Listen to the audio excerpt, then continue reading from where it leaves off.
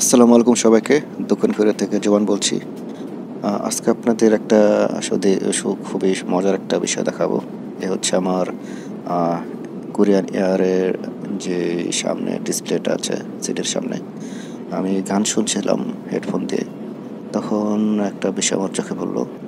দেখেন অডিওর সামনে ইউটিউব রাখা আছে, অনেকগুলো অপশন আছে।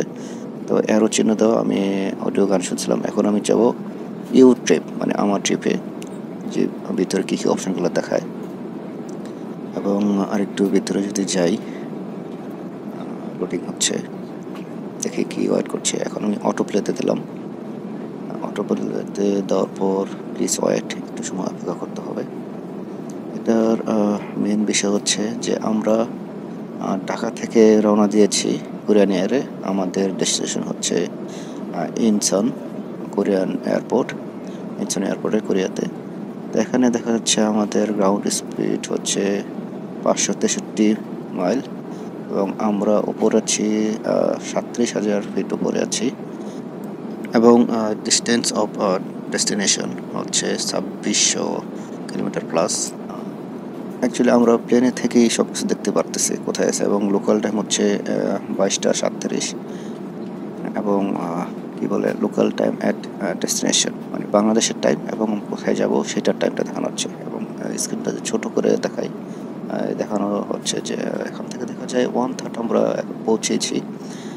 যেতে আরও 3/2 ভাগ বাকি রয়েছে ঢাকা থেকে ইনচন। এবং মাঝখানে কোথায় রয়েছি অ্যাকচুয়ালি বুঝতে পারতেছি না। মনে হয় ইন্ডিয়া ক্রস করেছি।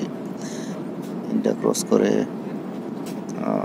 কোথায়, তারপরে কোন, এটা পুরো মানে পৃথিবীর ম্যাপটা দেখানো যাচ্ছে। এখন আমি যাই ইউর ফ্লাইট, যে ছোটো করে একটা অপশন আসবে ডিপারচার, যে আমি যেখানে প্লেনটা আছে সেখানে অবস্থান করতেছি। তার মানে 1/3 আমরা গিয়েছি, 3/1 আরও 2 ভাগ বাকি আছে। এবং একসাথে এখানে দেখা যাচ্ছে গ্রাউন্ড স্পিড, মানে আমাদের স্পিড হচ্ছে 1 কিলোমিটার।